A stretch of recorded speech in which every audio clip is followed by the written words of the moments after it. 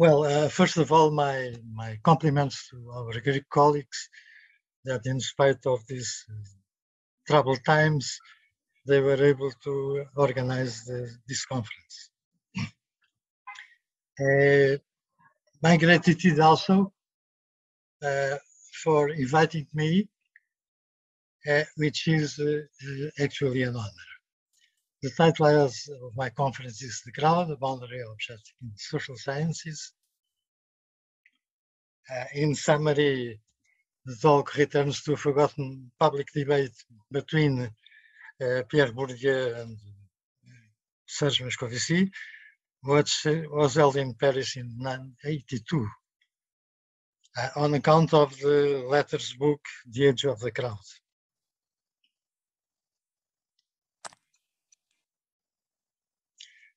Let me dedicate my talk to Moisés Sobrinho, a Brazilian colleague who passed away 3 months ago. Moisés Sobrinho was a Brazilian sociologist, professor at the Federal University of Rio Grande do Norte at Natal. He is here recalled due to his role in pursuing the Willem Duas suggestion about continuities between Moscovici's theory of social representations and Bourdieu's theory of habitus. He created an international network whose members were sensitive to this line of research, having published so far a number of texts, mainly in Portuguese. So you have well-known figures,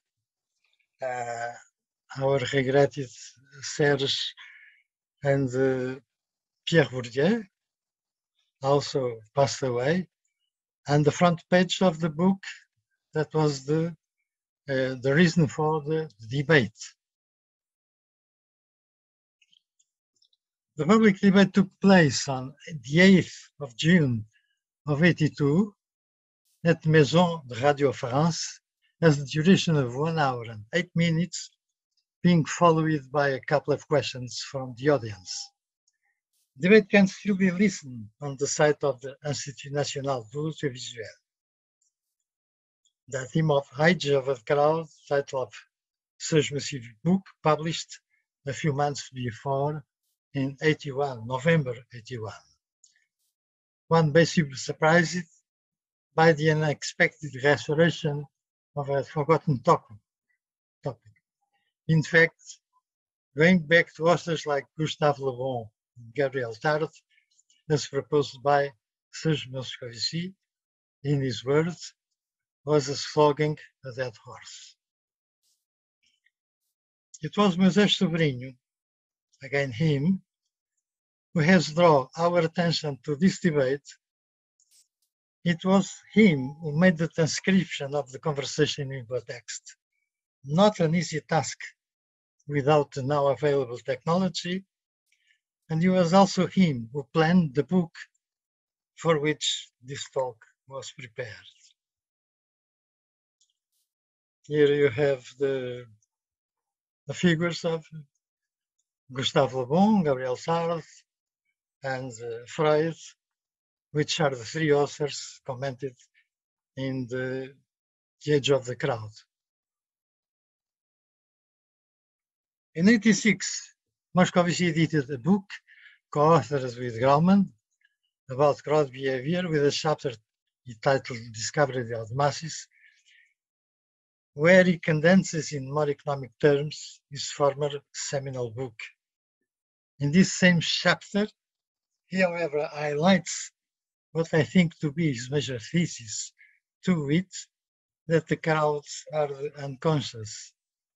The crowd psychology is simultaneously the psychology of the unconscious. One of the reasons why the debate aroused my interest was the opportunity of relating it with my recent research focused on methods of interdisciplinarity. The crowd, as reminded by James Good, is a typical example of a boundary object at the frontier of neighboring disciplines, A debate between Moscovici and Bourdieu offered thus to me an unique opportunity for observing a case of boundary work.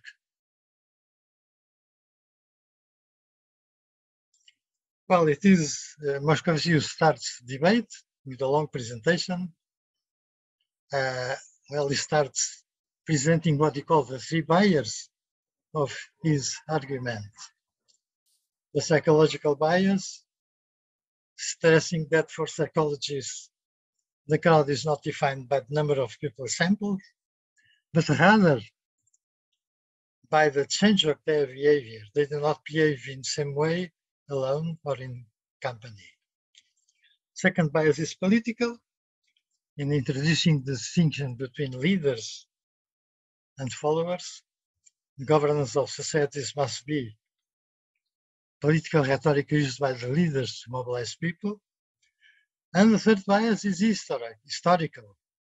A reason for having conducted this study through history of the crowd psychology, a discipline created in France by Debon and Tard, most likely linked to political events which took place in France in the turn of the century and still fresh in collective memory.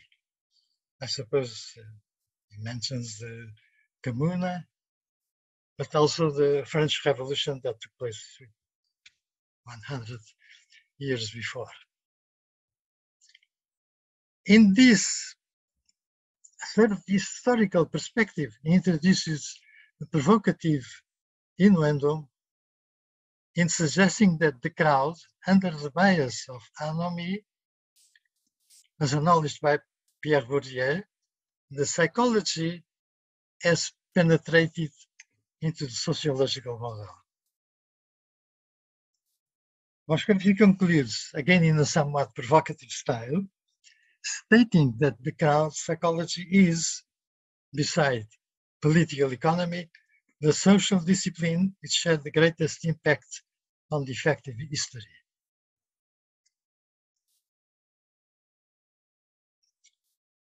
Bourdieu could not take seriously forgotten writers such as Le Bon and Tard, brought back to life to Moscovici, with their ridiculous descriptions of the crowds as female victims of obscure processes such as hypnotism or suggestion and imitation. Even Freud, who Bourdieu accepts and respects as a psychoanalyst, but not as a naive sociologist, did not resist to adopt the same regrettable vocabulary. Being a mythology, recalls Bourdieu, it is not falsifiable, as it is always, an argument always is helpful by Popper. Being the merit of the sociology to have resisted to the appeal of the psychology of the crowd. By French sociology, one may presume that he alludes to Durkheim, who in fact rejected the Tard's attempt to be the cement of society into what Durkheim considered to be a reduction of social facts to psychological processes. Bourdieu admits, however, replying to the insinuation of Moscovici, that the concept of anomie introduced by Durkheim could be interpreted as an attempt to rationalize phenomena such as religion as a grounded error. The notion of Durkheim's economy could be, as a matter of fact, a start for boundary work, which, however, was not further pursued. Moscovici will come to concede years later, on his new book, La Machine à faire de Dieu, to not having paid the due attention to the work of Durkheim in his former Age of the Crowds, which eventually would have required a more sophisticated, comprehensive analysis of how the notion of crowd was being thematized by the emerging sciences of psychology and sociology. In French, these words. In his reply, Moscovici clarifies that he also does not agree with simplistic notions presented namely by Le Bon in his book on psychology of the crowd of 1895. He has treated him, Le Bon, as an enemy. Anyway, the naive thesis of Le Bon, possibly due to his populist style, has a considerable impact, maybe as suggested by Bourdieu, because they expose the phantasms of a reactionary bourgeoisie afraid of the threatening of mass movements.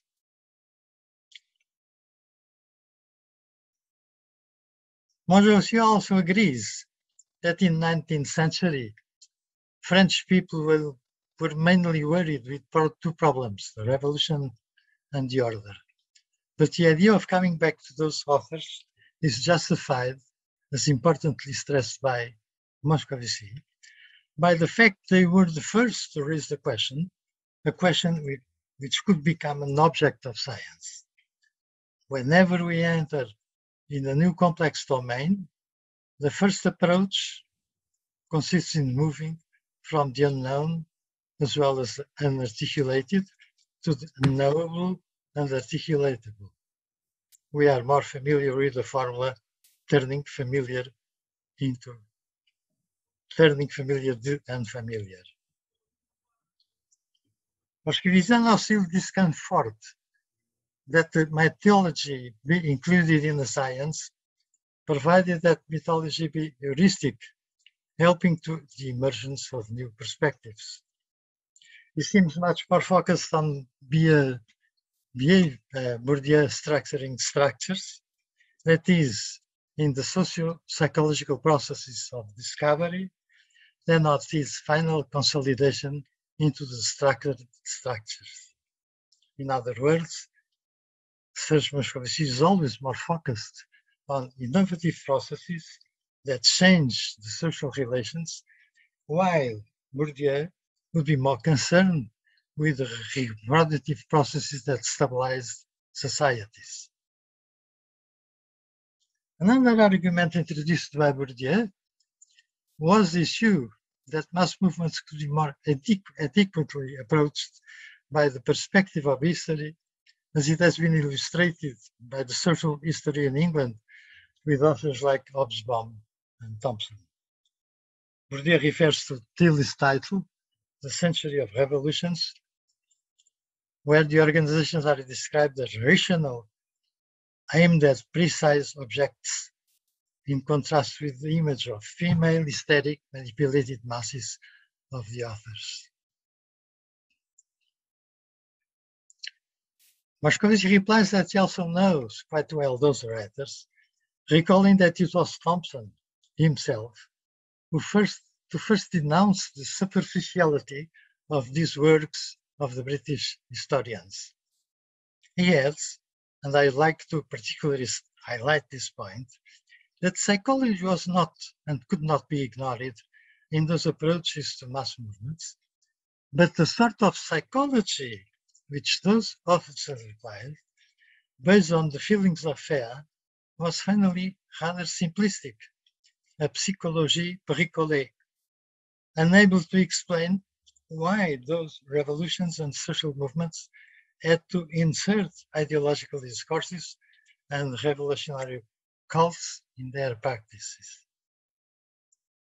Even in situations where anomalies or less rational behaviors lead to appeal for psychological explanations, Bourdieu tends to invoke the social context, which significantly conditions the individual choices. He gives the example of the concentration camps, situations where conditions are given in which people become monstrous.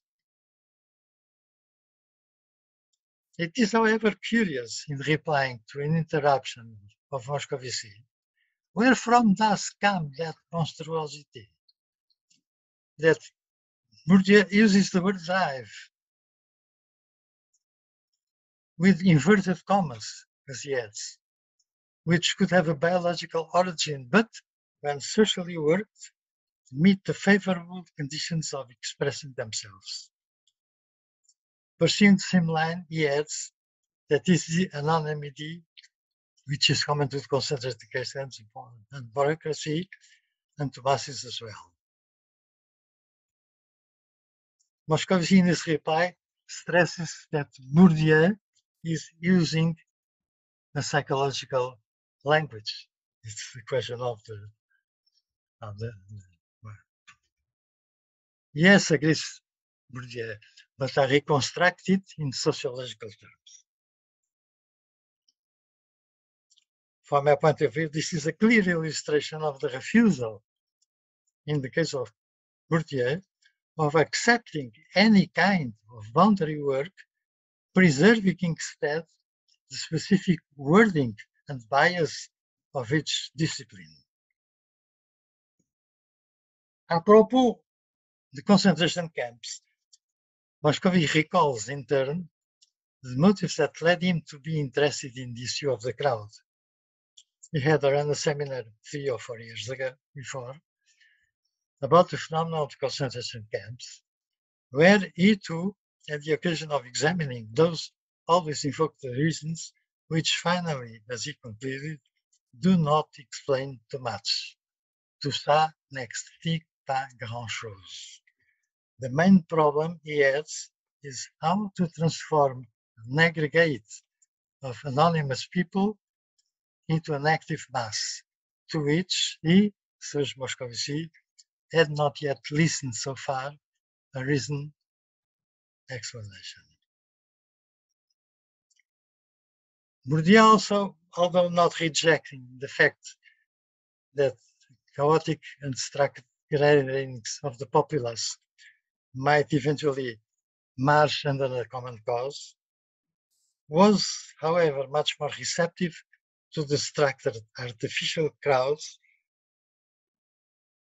He may be allusion to Freud, where the mechanism of top manipulation can be observed on a more systematic way, where the dominance of the leaders is exerted to the stable ecological mechanisms instead of the enigmatic charisma, another black box that gives a name to a phenomena instead of explaining its underlying processes.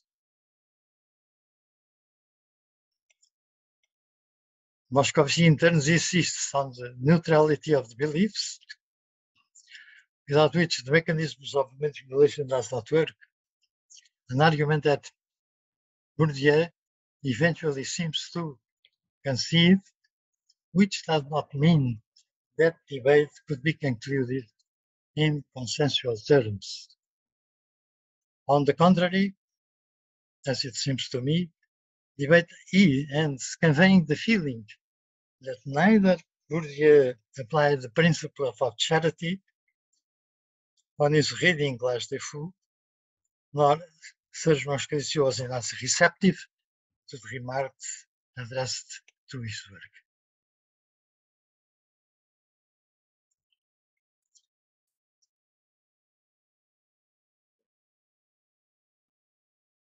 Years ago, Jean Piaget, in his comprehensive Epistémologie des sciences de l'homme, argued that due to the lack of hierarchy, social sciences would have problems in having mutual cooperation. This could explain why each one of the social disciplines, even those with a nomothetic status, have a tendency to hegemonize the field. For the economists and for the sociologists, every issue could be explained, reduced in terms of their own, and all the phenomena of others being no more than fields for application. The case of social psychologists are also vulnerable to this imperialistic approach, giving rise to another instance of the unhealthy science wars. On this view, it comes of no surprise that Moscovici might have started the debate claiming that the case of crowd psychology, here almost taken as a metonymy for social psychology, has the same relevance as political economy for the understanding of social history. The situation becomes even more dubious in the case of social psychology, considered either as a mere applied psychology to social stimulus, or as claimed by Moscovici with particular vehemence, as a social science, the plan de Roy, constructing to fill the vacant space between the individual and society. The science wars are replicated at lower levels as a sort of fractal process, creating new internal boundaries instead of eliminating them. Sociologists have meanwhile developed their own versions of micro-level analysis, such as is the case of methodology and symbolic interactionism, subdisciplines competing with the Serge-Moscovici theory of social representations. This was not, however, the case of Pierre Bourdieu, who attempted to develop a complex theory, articulationism of dispositional habitus, at a micro level, with the notion of social fields at a macro level. It could be argued that given the complementarities between their conceptual frameworks, debate could offer an opportunity for boundary work on a boundary object. Would they open to a Popperian attitude of a malleable, hostile cooperation, which was not the case? In debate that opposed the two scholars, it is curious to note that neither of them call upon their own concepts and theories, at least in loud and clear terms, for framing the crowd behavior. The attempt of Moscovici to introduce the psychology into the citadel of sociology appears to revive the controversy that took place many decades before between Tarde and Durkheim. Only that in this later case, Durkheim had eventually come to recognize that the religion is a more complex phenomenon of collective effervescence, deserving a special attention by social scientists. It was certainly a vulnerable point in the Moscovici's argument to not have considered the crucial historical role of Durkheim, and moreover, given its relevance for the theory of social representations. Debate between Moscovici and Pierre Bourdieu would require a more comprehensive analysis beyond the specific question of the boundary work between two social disciplines. Many no less relevance were raised along the debate, namely regarding the nature of the concepts of crowd, herein not clearly distinguished from other close notions such as masses, mobs, publics, and so on, but this was not the purpose. The debate appears now as a rather isolated episode in the linked intellectual trajectory of both scholars, which could also explain its silent reception by their respective scientific communities. If Bourdieu never had shown interest in the social psychology of the crowd, never before or after the Millet, Moscovici never ceased to search about the nature of these collective processes. Maybe this encounter, as regarded by each one of the discussants, was not aimed at finding a sort of overlapping consensus, but rather to reinforce the specific traits of each one of their disciplines. We are far from the generous approach of the sociologist Marcel Mauss, who in 1924 addressed a group of psychologists with the aim of reinforcing the interdisciplinary links between the two so close scientific fields. Both Serge Moscovici and Pierre Bourdieu were innovators. Both attempted to endow their own discipline with an independent, if not hegemonic status within social sciences, which might explain they were more focused on what distinguished rather than what could approach them. Anyway, and more in dialogical than in dialectic terms, controversial debates such as contenders of their stature are always welcome, contributing as they do to confirm the social sense for a rich and understandable of words. Finally, let me hope, again in the footsteps of our regretted colleague Moisés Sobrinho, as humble dwarfs at the shoulders of the giants, the project to deepen this boundary be pursued within our community. Thank you.